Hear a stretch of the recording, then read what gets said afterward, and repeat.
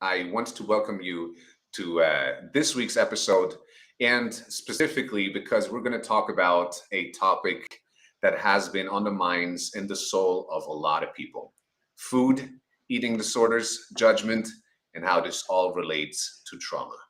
I want to also welcome very, very warmly my partner and an amazing person, Stephanie Grace. Welcome to the show today. Hello, thank you for having me. It is beautiful to have you, and I really was looking forward to this session specifically because you have so much to share. I always feel so inspired listening to you. Your authentic way of talking and working with women is absolutely inspiring. Stephanie, like basically, what is it exactly that you would love for people to know when they think about you and your business? If you want to just briefly share what it Mhm. is that you are sharing with the world. Yes, so um, yeah, I work mostly with women who are facing any kind of eating challenges.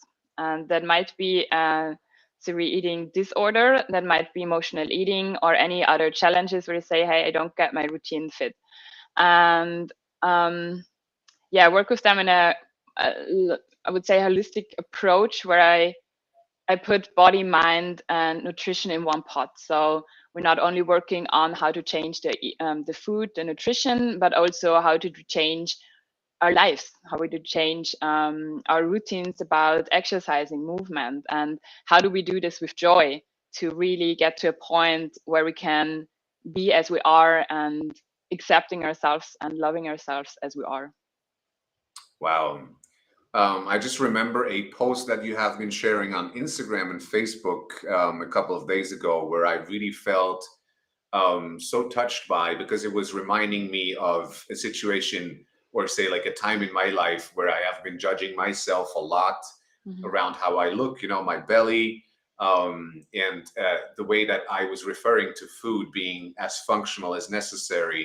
And then just, really trying to lose as much weight as possible just to get my belly. And I was sucking my belly and, I Mhm. was desperately ashamed of every little bit of weight, excess weight that I found on my body. So when I was reading that, I also realized the big difference that most people think when thinking about the female part of our society and how so many people think it's just an exclusive thing for women. Do you see that often with men as well? Is that something that you Mhm. notice? I mean, since you're just working with women, is that something that you also see in men? Um, yeah, so it's absolutely not only a thing which occurs in women. So that's for sure. The statistics goes more in direction that it's more often seen with women. We compare each other much more, and um, so, but that doesn't mean that man does not have these issues, these problems, these challenges. Since I'm only working with women, specifically because I am a woman and I feel like very drawn to work with them. I can't tell you like what the number is here on men, but what I realized is that men for sure are not talking so much openly about these topics. And that's why it seems that it's only more occurring in women. But when I have like one-on-one conversations or deep conversations with more intimate groups, like in retreats or something like that, then more more men would open up and share their challenges, yeah, and their thoughts. Right? And this is how Yeah. exactly how I felt. Hmm. So it's something that I wasn't actually aware of this pattern up until I met you. And then we started Hmm. to talk, and I saw that a lot of things that you were describing about how you felt toward food was actually Hmm. something that I was experiencing too. Hmm. And so I would really love to learn from you, Grace. How is food related to judgment and trauma, the way that Hmm. you perceive it, the way that you work with your clients? Hmm. Yeah. So when it comes to this question, so when you asked me about joining the this topic, I was very excited because judgment is really one of the root causes of eating challenges, of eating disorders, because um, we are changing the way how we eat the moment when someone is judging us, how we do that. I think it's very simply described in an example. So if you imagine someone is eating, let's say a pizza in the evening, and because he's really hungry, and then there's the sister or the friend or mom or dad or whoever is making a comment on this, like something like, are you really sure you want to eat this pizza now, or do you really need that now? And of course, it's always the tone of voice, how we say this comment, that's for sure. But the moment we get this judgment, we feel like we rethink our decision to eat the pizza, or to, yeah, because, okay, wait, shouldn't I eat the pizza now? Or what's wrong if I eat the pizza now? Because I hear it in the tone of voice from my partner or from the other person who's saying that. And so with that, we change the way how we see our food. And then, of course, it always depends so much on the person, because we're all individuals. So for some, it might be that it comes in here and it goes out there, and they think like, I don't care what you think, I'm just eating my pizza now. For others, maybe they have already experienced other judgments, and they immediately think like, okay, maybe I shouldn't eat the pizza because I'm not that thin like my sister. And we start comparing. So judgment creates another, so we creating another judgment within ourselves. And this is how it continues then. And yeah, there are so many comments which can be so judgmental, even though we don't mean it in a judgmental way. And that's the thing, as soon as we're commenting on another person's eating behavior, we're already giving a judgment. And that can as well be like, imagine a couple and they are eating, they're eating a salad and a bread or something, and she says like she doesn't want to eat the bread, and he immediately gives a comment on, well, why don't you want to eat the bread? And like, you never know what's creating within the other person. So should we basically judge less? Or so basically, I mean, the judgment is in this sense like an expression of our opinion about a subject that is not yet distinguished as to be right or wrong, but we believe it to be right. Hence, we think like, okay, it's best if I share this. So if I realize that maybe I'm reinforcing the way that you describe that, and you correct me if I'm wrong, I'm reinforcing this judgment pattern in the person that I'm, giving my opinion to, such as like, why is eating you pizza like at midnight? Yeah. I'm basically reinforcing their pattern. Is that correct? Would you say that is accurate? Reinforcing the pattern of eating the pizza, you mean? Yeah, like of having a like a judgmental feeling Yes. towards them eating pizza, or Yes. whatever that they think inside. Yeah, I would say that. Yeah, and I mean, of course, there's always the question like, yeah, but it didn't meant it like a judgment, and you can always say like, yeah, it's just a comment. And then there's question like, why do you have to comment? So basically, if I have this, if I am judging on this, I most likely also judge myself for this. So I am basically already prone to the same very trouble, right? Maybe, yeah. Like maybe you think like, oh, I could never eat a pizza at midnight, so you're giving this comment, and that's the thing. Like, I mean, I think it comes a lot with how we say and how we word the things. So it's all about the communication. That's what I meant before when I said like, it's also always the tone of voice. It's what's giving the most judgment, I think, because you can say something very judgmental, but you can say something less judgmental. So how is it? How would you describe in general the relation between judgment and food? Yeah, so the relation between judgment and food is that we judge food itself already, and that's that this is where we we start shaming, we start building shame and guilt, I would say, because we put food in two boxes, good or bad. We say this is good food, this is bad food. We learn it already from our parents that no, you can't have the chocolate, this is bad food, or you should have the apple, this is good food. So we make these two boxes, and the food itself, it's actually neutral. But as soon as we create this judgment about food and saying, okay, this is good food, this is bad food, when we are eating the bad foods, and it comes to the place where we once in a while eat a pizza in the evening, and or eat too much dessert, or eat a very fatty meal, or I don't know.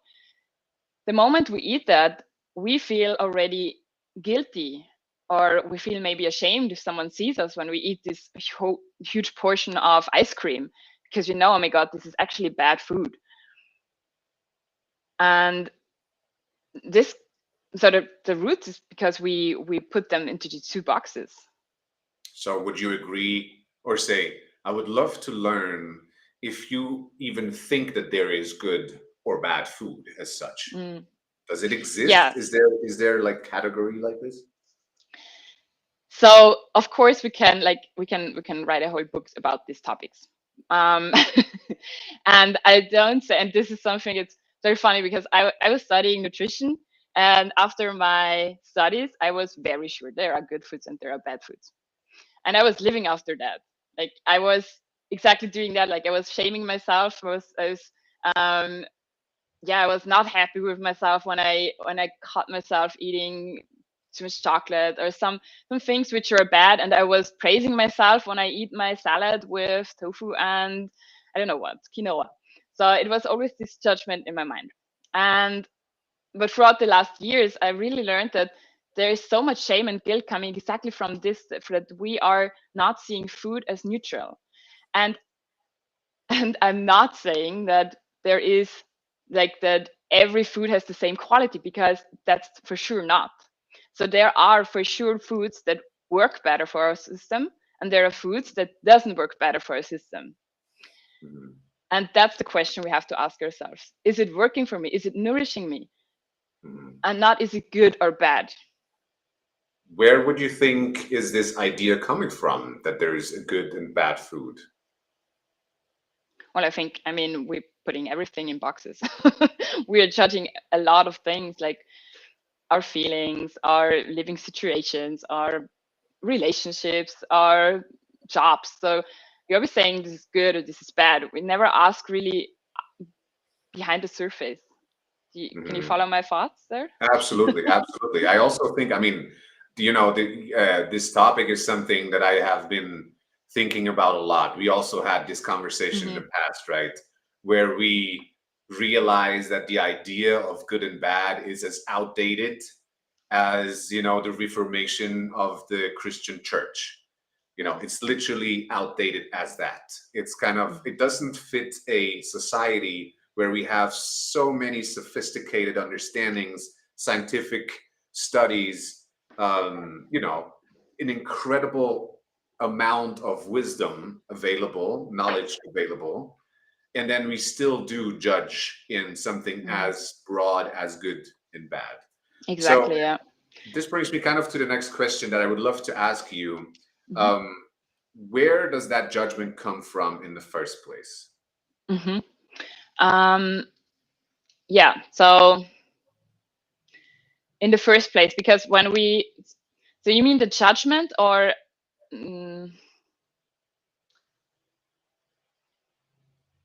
so the judgment comes from outside or from ourselves? So Yeah. if we say, okay, you can get the judgment, of course, as I mentioned before, from your parents, who are judging you because you're sneaking into the kitchen and grabbing the cookies out of the drawer. Guilty. Or you get the judgment from siblings, from friends, or from whoever. But also you can create this judgment on your own, because you start comparing, or the judgment gets reinforced. So the next time you eat that, you're already judging yourself because you heard it from somewhere else. So I think there's really these two parties which creates Okay. this judgment. Yeah. And of So, course, sorry. Um, yeah, advertisement, social media, TV. Yeah, it's like also good foods, bad foods, and then still bad foods will be advertised because, yeah, of course, food industry wants to make money somehow. So, yeah.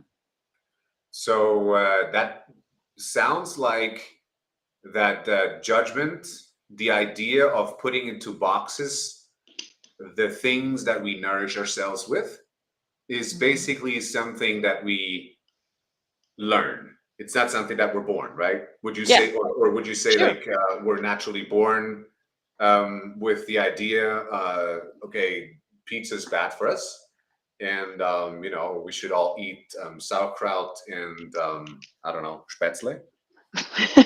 No, obviously not. We're not born with this judgment of okay, this is now guilty food and this is shame food, and we created this. Hmm. But let me give you an example. So if we imagine there is no judgment, and you are eating at your grandma's house, and she's making this grandma food, very fatty, and maybe she's after the big meal she serves you, there is a huge dessert. So yeah, you would, if there is no judgment, you would enjoy this food. But because we created this judgment, and we heard judgment from yeah, also school. I mean, school is teaching us as well, like this is good food and this is bad food. And I think this is why we have to start, that we encourage more to listen to the bodies. So how does the food makes me feel? So in that order, I can distinguish with, is it working for me? Is it not working for me? Um, Going back to the example with grandma's house. So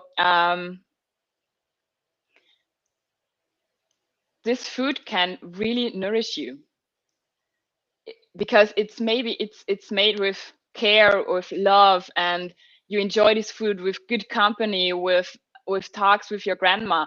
So the whole eating environment is nourishing you in a way of a nourishing life experience, and that creates a lot of so your body is in a relaxed situation. So parasympathicus is activated, and you're in rest and digest mode, and you really can get out the best experience of this eating experience. So swap this now with the imagination that you are feeling very guilty because you are eating this food, and you know how your grandma cooks. You know she's not using the best quality fat. You know how much fat is in the dessert, in the cake, and so on. And you maybe you are angry with her because of that, or you're not like the environment where you are. You're creating a very big stress response in your body, not only with your mind that you're already feeling guilty. Your body is in a fight or flight situation where there is no rest and digest, and in fact you have, so insulin is rising, your cortisol is rising, and there is no so your body is holding back from all the calories. There's no calorie burning, and yeah, appetite is dysregulated. So this is where a lot of where I see the root cause of a lot of eating challenges and eating disorders, especially with the women I'm working with. They're not only having issues with food, they're in a constant stress response in their lives. Hmm. And we create the stress response by always judging and reinforcing the judgment we heard from somewhere else, and saying and putting it on our guilt and our shame because we're eating this now. Hmm. Wow. Thank you for putting that out there. I believe we should pay a little more attention to these patterns that are running in Mm, us, because it's something that I see so often happening inside of me when I realize I'm stressed out. Why am I stressed out? Usually it's mm, because of expectations and the judgment that may arise, the critic that may arise because of me failing or succeeding sometimes even, right? Hmm. So let me Absolutely. come to another very dear topic to me is like the judgment toward our bodies. Hmm. Okay, so how is trauma and judgment relating to the way that we perceive our bodies? Hmm. Yeah, it goes the same direction like with the food, obviously. So the judgment can come from outside, can come from ourselves, reinforced from outside as well. Um, and I think as well as we do with food, we're judging each other's bodies as well a lot. So imagine you haven't seen a brother for a while and you see him the next time, you hug him, and the first thing you say, hey, you look good, you lost some weight. And there's the judgment. You're already judging the other person's body, even though you meant it in a good way, maybe. But that's the thing. Maybe you meant it in a good way. Maybe he is sick and lost the weight because of that, and you already triggered a response on that. So you never really know what's behind the surface. And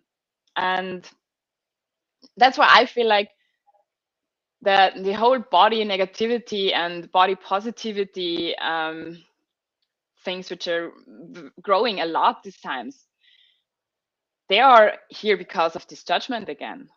Because if you imagine you don't see the other person, you don't see each other's bodies, there is no need to say like you lost weight or you have more weight or you gained weight. Look at the scale on the number on the scale, and we would just be, you know. I mean, so the trickery is you just touched on a very tricky subject, because if I see someone who is dear to me Hmm. and I would love to make them feel good, Hmm. right? And I tell them, "Wow, you look amazing." Hmm. So did I not look amazing the last time? Hmm. Or why is he thinking that? You know? And Hmm. so I mean, wow, that is like, it sounds like a little loop Hmm. where we are then constantly kind of like twirling around that. And I Hmm. know that a lot of people who are listening to this show, who are, very closely relating to these subjects like trauma, Hmm. shame, and judgment and critics, everything that puts us to make that Hmm. makes us feel small. Um, they want to know, how can we then work ourselves a little away from Hmm. judgment, Hmm. from this inner critic, from this idea that we have to actually validate, you lost weight, you gained Hmm. weight, you had Hmm. this, you had that. It's very natural in our Yeah. society to always like put a tag on it. How Yeah. can we transition away from that? What would you say? Absolutely, yeah.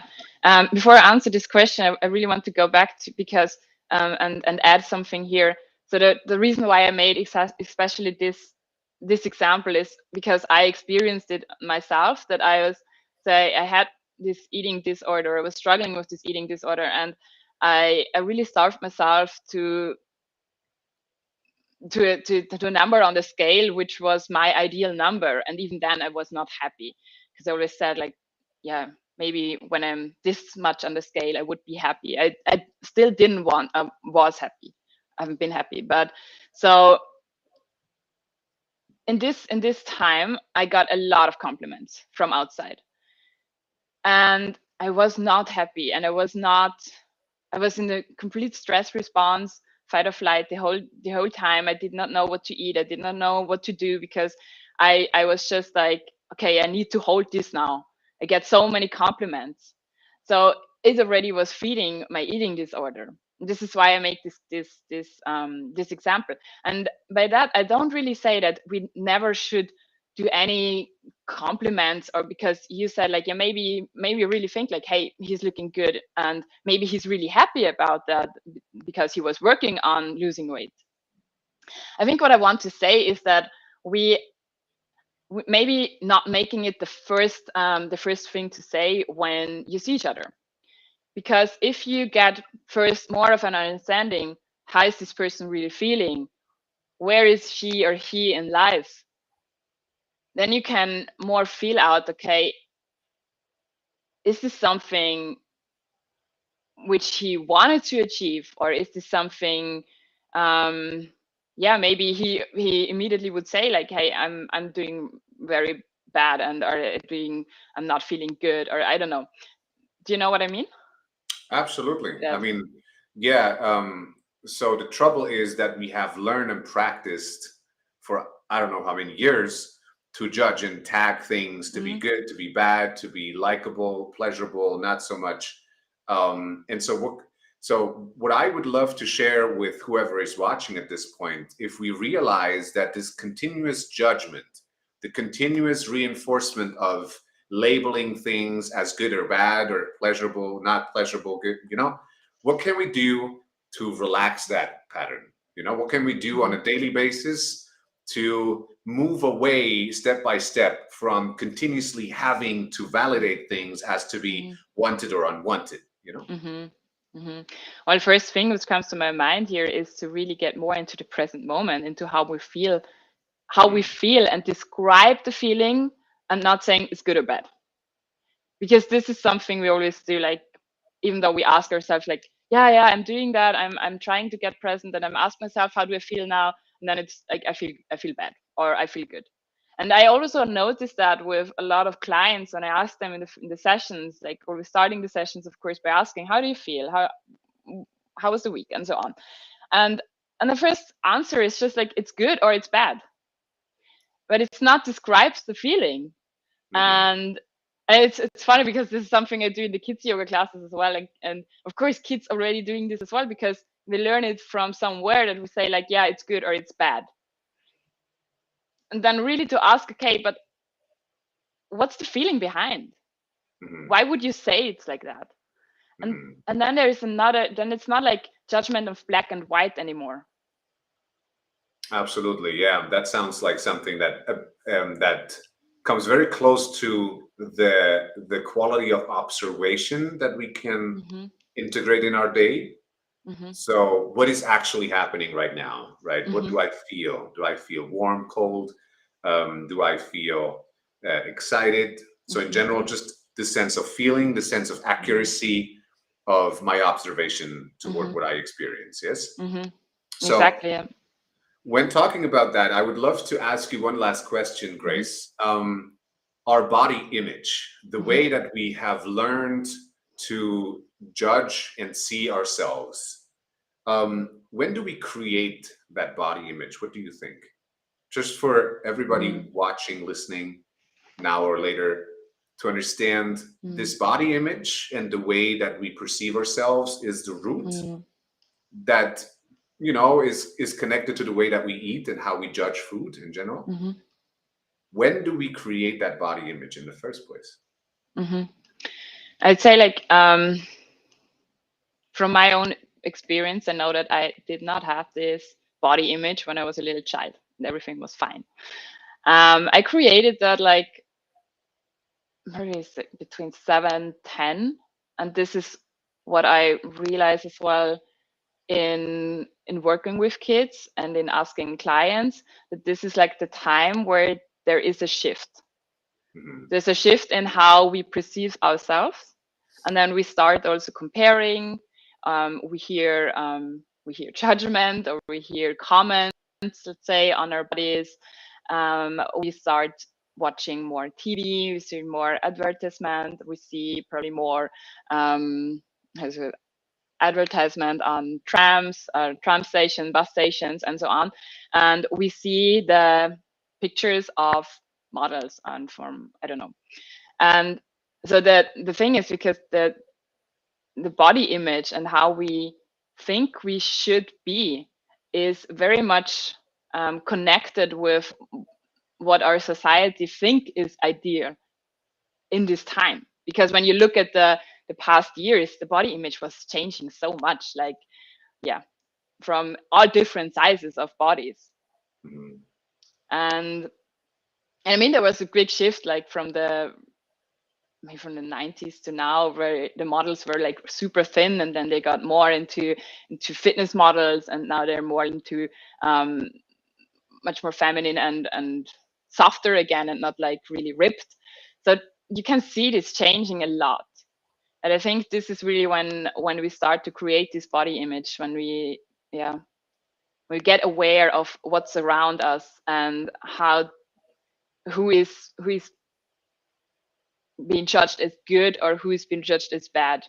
It's like saying, okay, have you seen this? She's so overweight, and oh my God, she looks so good because she's so thin. So we perceive this as a child, and so this is how we grow up. And then of course, then it comes when, imagine a 13-year-old girl, and she's maybe a little bit more chubby than her friends, and all of her friends already have a partner and have her first boyfriend, and suddenly she thinks like, oh my God, why am I not in a relationship? And then she realized like, oh my God, everyone else is much more thinner than me, and I'm the biggest one of all of us. That must be the reason.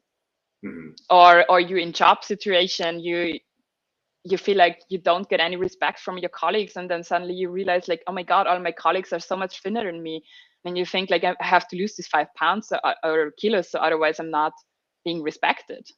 Mm-hmm. Wow, thank you so much for this.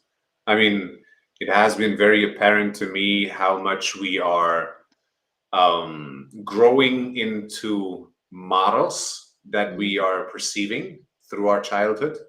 But it was amazing for me to get a connection, to understand a connection around how this modeling, the way that we judge ourselves, the way that we see ourselves is relating to food, especially because, I mean, food and nourishment makes up so much of our life. Jesus, the way that we are eating, how often we are just eating to, kind of appease the way that we feel because we feel upset. So now let's just, balance ourselves out a little bit. And then we're going to go into the mirror and it's like, oh no, my six pack is gone. Maybe I should just, I should really reduce my weights for the next 2 weeks. So yeah, thank you very much, Grace. I really, really appreciated you sharing this, honestly. Thank you. Yeah, I would, because we were talking so much about the judgment itself now and related with the food and the body image. I would like to ask you the concept of trauma. So what is trauma really? Thank you very much for asking that, because I believe to nail it, to understand something, is a quality that I am striving for. So let's see, trauma is an experience in the system where we are tensing up in order to maneuver a dangerous or difficult situation that can make itself known, be that we're fighting, we're flighting, right? We're fleeing, we're running away, or we're fighting. That's very common. People know about this, but then there's also freezing. I'm just paralyzed. I don't even know what to do. You would see that a lot with animals on the street late at night, maybe in the woods or something, when a car drives by and you have like, you have an animal on the middle of the street, it's just freezing. So that's also stress response. It's also a trauma response. And then you have collapse when people like when animals are playing dead, playing possum. That is also a trauma response. You would have fix, to always fix something. When you feel something is broken, you are broken.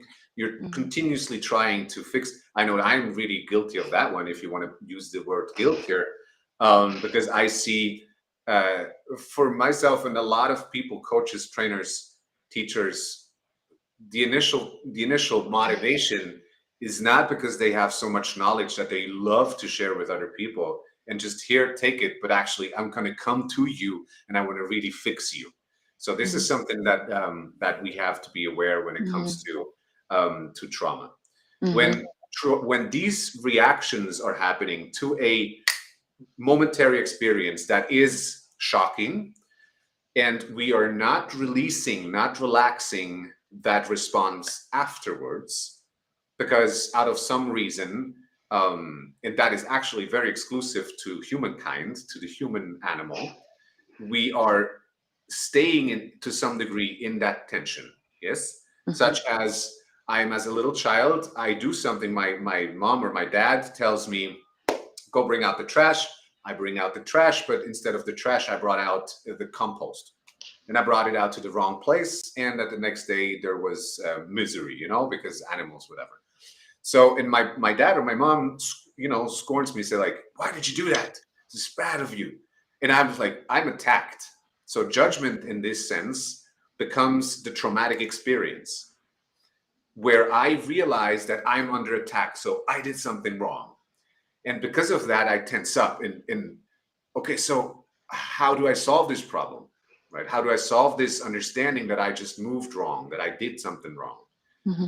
Now, if my mom or my dad or whoever was it sends me to my room and doesn't want to see me, there is no resolve. Hence, I'm integrating this tension. I'm integrating that judgment, the attack, in my natural defense mechanism to that shocking experience where I realize that I'm under attack gets integrated. And it starts to become a subconscious pattern that continuously runs with me. The more often I experience that, the more often I will feel tense without ever knowing why. People who are, for instance, the best example, somebody tells you, you did that wrong. And instead of saying like, yeah, but I really liked it, standing up for yourself, coming outward, what you do is going inward. Oh, and that is when the freeze happens. I cannot. Because inside you realize you're the problem. Outside you realize you are the problem. So you're blocked and you get paralyzed. And that integrates itself.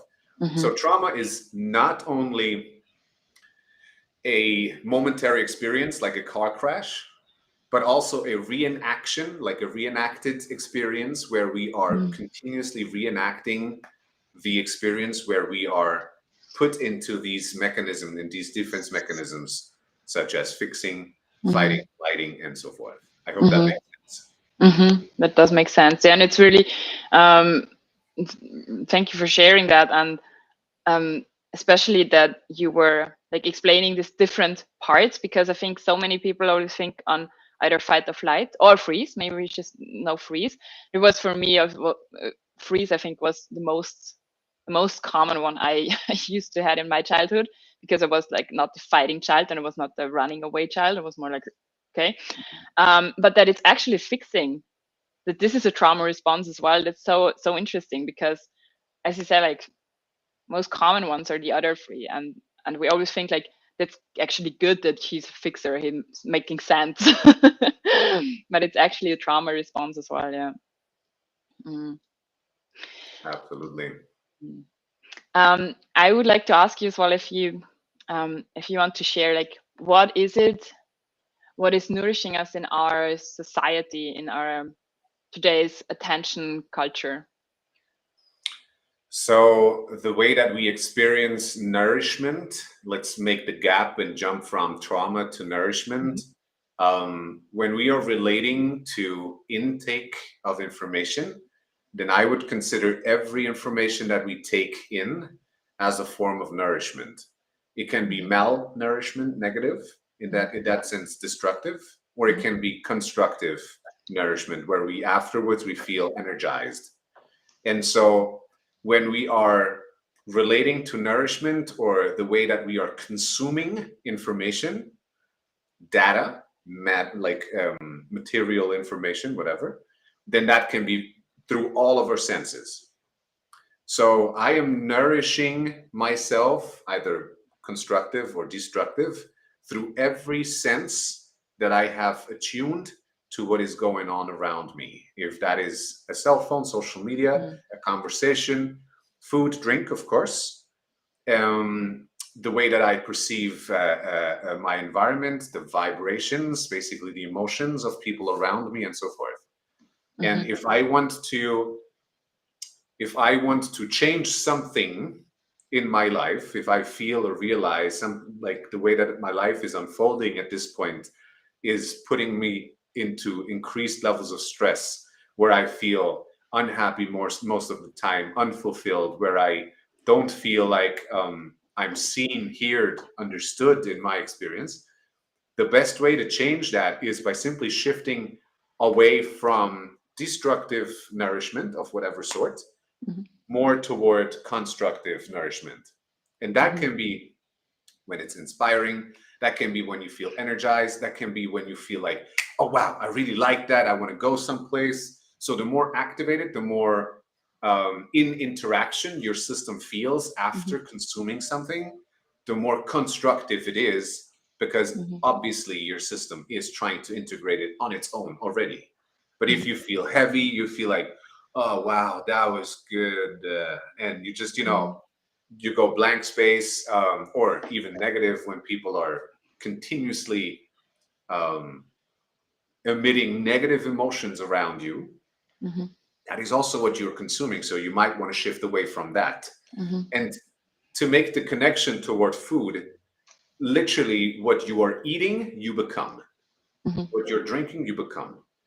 So your cells are renewing themselves on the basis of the data, of the information that you have been consuming. And so if that is true for food, that is as true for people, for the conversations, the connections, the relationships, every experience that we have. We take it in and we recreate ourselves from it. Makes sense. Yeah. When you say that, may I ask an additional question here? That because you mentioned like in general consuming, how would you say is this related to the drama? If we are, so we learn, as you said yourself, beautifully, I found, when the way that we perceive our life and how things are is created very early in our childhood through the authority figures and the institutions that we hold as guiding elements in our life. When we learn that we are not good enough, not worthy of quality, of nourishment, of attention, then we are integrating this judgment, this image of ourselves, and we will recreate that in the out, right? In our environment. For instance, people who intentionally do eat crap food, and I'm not talking like about bad food or good food, but I'm talking about cheap food, food that has been produced with very low quality. If people know and feel that it makes them feel bad afterwards, and they still eat it, this is like, there's very little animals on this planet who intentionally eat low quality food when there is better qualities available. Yeah, especially if you notice already that it's not good for you. Exactly. So you have done it. You have created the Yeah. reference point. You realize it's actually, it doesn't good feel good. You're not feeling nourished. You don't feel energized. You don't feel light, to define the term good. Yeah. And you still do it. That means that the way that you perceive yourself is according to the value to the information that you consume. So if I had a traumatic experience where I repeatedly learned and integrated that I'm a failure, I am a problem, I am something that people have to concern themselves with because I am not functioning, then my perceived value of myself is low, is of low quality. Let's say, let's put it that way. And hence I will attract, I will connect to the information around me that meet the standard that I perceive myself to be to.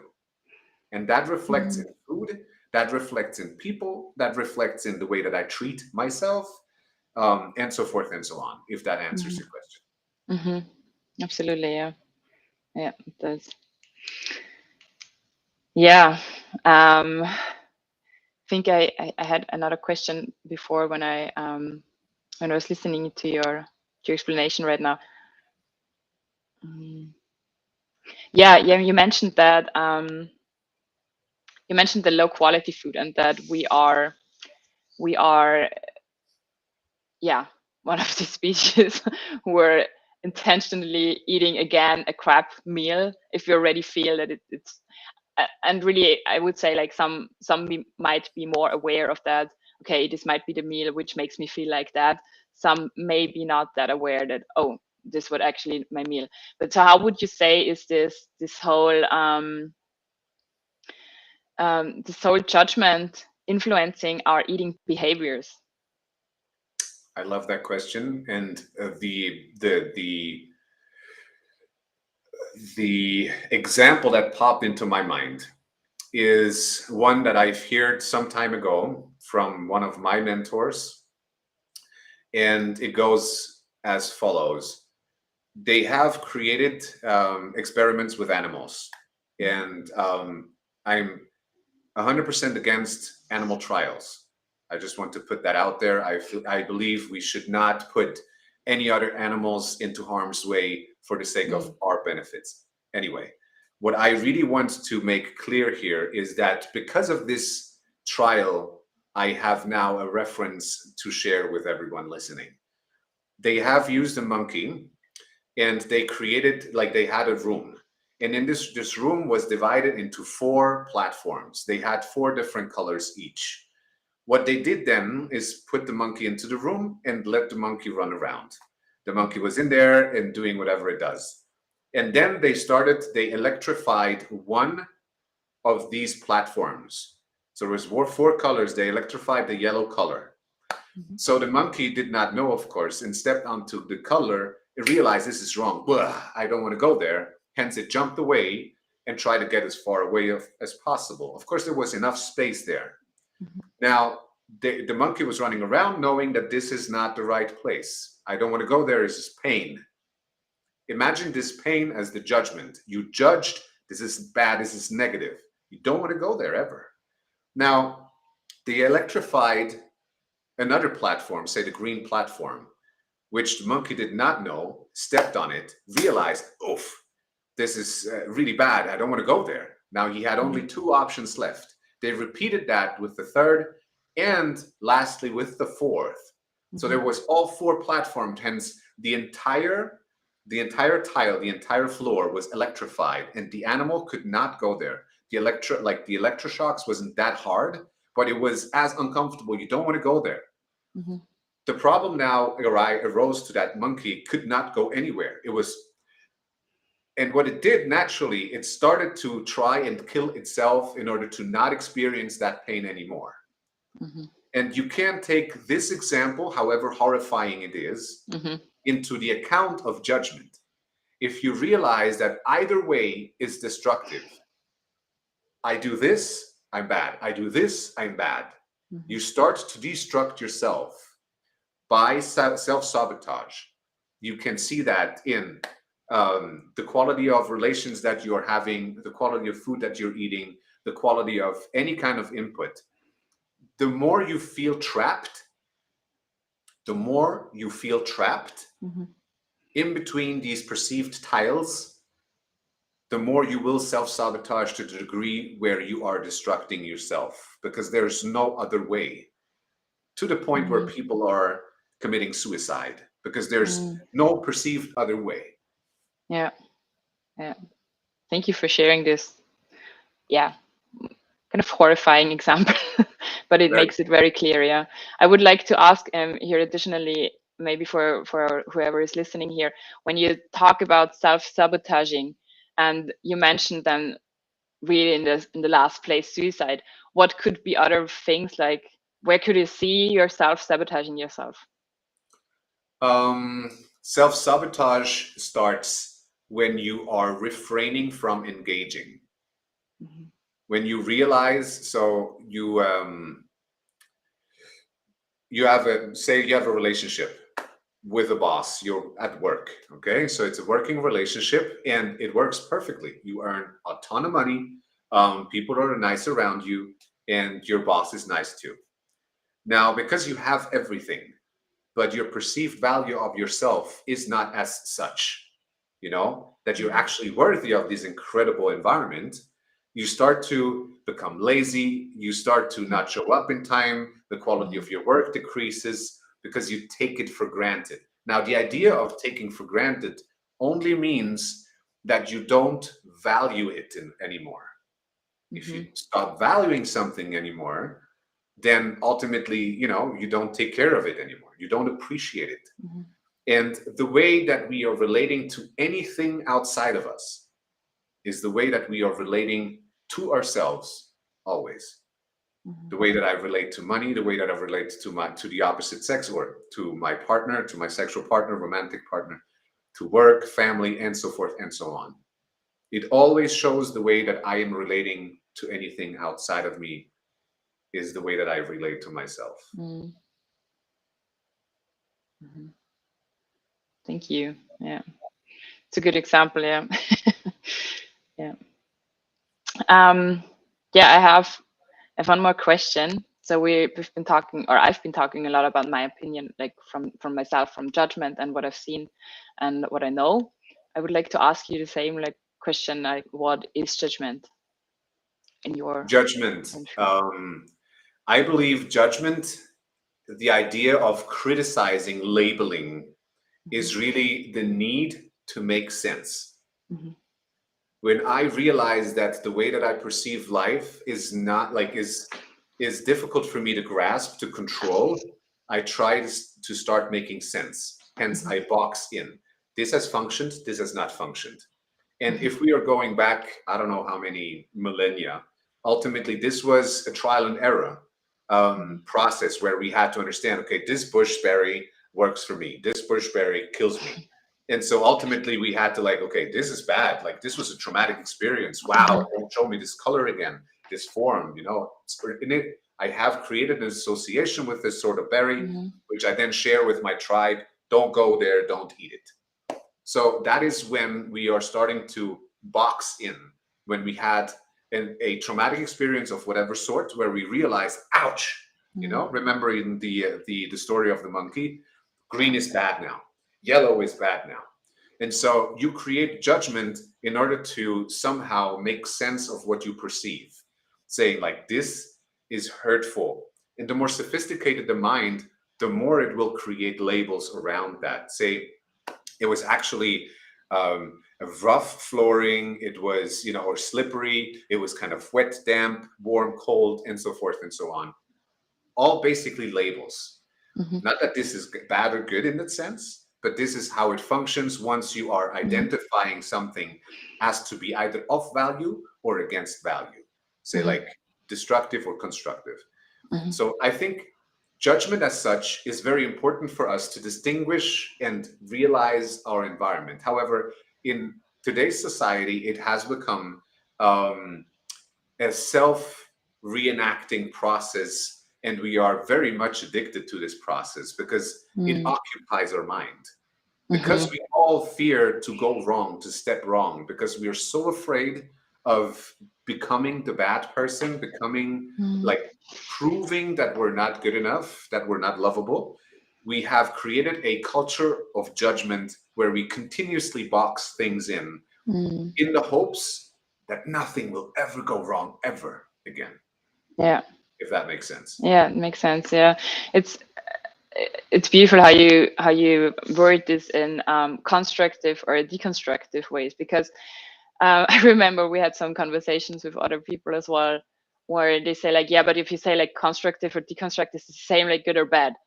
um I think it really make the difference here is the same as I said before with the quality of food, like, or with the judgment of food. Okay, there is not good or bad foods, but there are good foods which are more beneficial for your system. And as you said, this now with the example with the berries, how we like back in the years where we like, okay, we need to find the berries which are good for us, good or bad for us. We didn't ask this, okay, this is good because too much a good amount of proteins and so on and so on, and these are bad because they have too much fat or too much carbs. We just saw like, okay, this is nourishing us, this Mhm. is benefiting our system, this is working for us. And it really comes the same when it goes to our emotions. I had the experience that people say then, yeah, but if I say like, um, especially kids, it's always interesting with them, and they say, yeah, they don't say, so let's say they say they don't feeling good, so I feel bad, and I ask them, okay, but describe bad, but it's not like, yeah, and then they say like, yeah, I'm angry, I'm sad, and so on. These are emotions that are very natural to our human being. But again, we put them into the box of bad.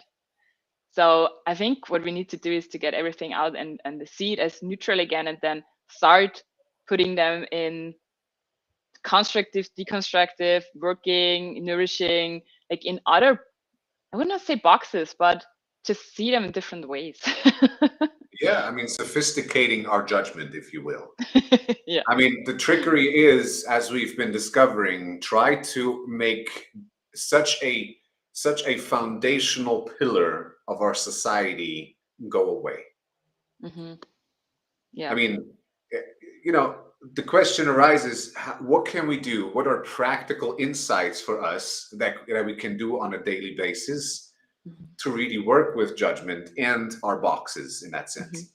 And as you said beautifully, ultimately, the way that we are experiencing our immediate experience, right, the immediate moment, distinguishes what a quality of experience we are having. So if there is one thing that we can do in order to work around this destructive behavior of judgment, where we are dialing into ourselves, defining ourselves to be negative, destructive, or bad, not functioning, then I believe it is simply to observe better, Hmm. to increase the quality of observational skill that we have. So I do something, for instance, this masterclass. Yes, I've never intended to make it a show, but it somehow worked out, and it somehow is a pleasure to me. I really love it. I love to share this with people. And so I judged this to be functioning to some degree. I judged this to be pleasurable. I judged this to create value for other people. And Hmm. so if I try to observe more accurately what I experience, and as you said, feeling into the subtleties of my experience, then this gives me ultimately the chance um, to do more with what I experience, Hmm. to learn more about it, maybe to create more value, maybe to, create in general. Hmm. And isn't that something that we all kind of want to experience a momentary life where we can say, like, wow, this is amazing. I want to do more of this. And so I think it comes down to the values that we hold in our life.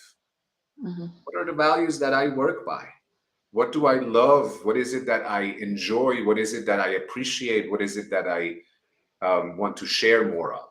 And the Hmm. more that I'm using judgment, say the labeling aspect, toward creating, toward appreciating, toward sharing, giving, the more it can relax itself, because there's very little tension suddenly. Hmm. And judgment is not solely something bad. It's simply a labeling where I am realizing this helps me, this is not helping me. Hmm. Hmm. So, Grace, I really want to thank you at this point for an incredible hour. I want to thank you for the time that you have shared with me and everybody watching. I also wish to share, maybe really quickly, where can people find you, and Hmm. what it is that you would love for people to take away from this session, if anything else. Okay. So you can find me basically on any social media platforms. Mostly find me underneath Stephanie Grace. So stephaniegrace.com is my website. So, and Instagram, Facebook. Always here if you have any questions. Also, if you feel like you need some help regarding these topics, I'm always here to listen. And yeah, what I want people, or what I hope I could really share here was, since the topic was also judgment, is really to take a little bit more of a notice: when am I judging others? When do I feel judged? And when I'm judging myself? And really not that in a way that I say, like, whatever you notice now, just change it, but really first become aware of it. Because become aware of the dialogue which goes into in yourself, like with your inner critic. And the inner critic mostly is talking with you in the you form. So he's always saying you are guilty, and then the other side saying, like, I didn't do anything. So really just take a notice on what is this dialogue, and what is the dialogue you have with your surrounding, with your partners, relationships, kids, dads, moms. Yeah. Well, thank you so much. Thank I you. really appreciate that. You, Especially, Renato. I'm always very inspired to listen to you and the way that you are sharing your wisdom. And I want to encourage every single woman that listens to Grace talking about also her experience, her life, and why she ultimately ended up now coaching women, helping women to step more into their power. I encourage you, beautiful women out there, to step into contact with Grace and just simply, and be that maybe for a conversation around how you are feeling regarding yourself, regarding your self-image, regarding your food and dietary habits. And in any case, I simply want to thank you very much for having been with us here in this episode of the Identity Masterclass. And I'm really looking forward to serve you next week again. Next week, we're going to talk about masculinity. We're going to talk about gay culture and how this all relates to shame in our society. So thank you very much for having tuned in. I wish you all the best and have a beautiful rest of your week. Bye bye, you guys. Thank you. Bye bye.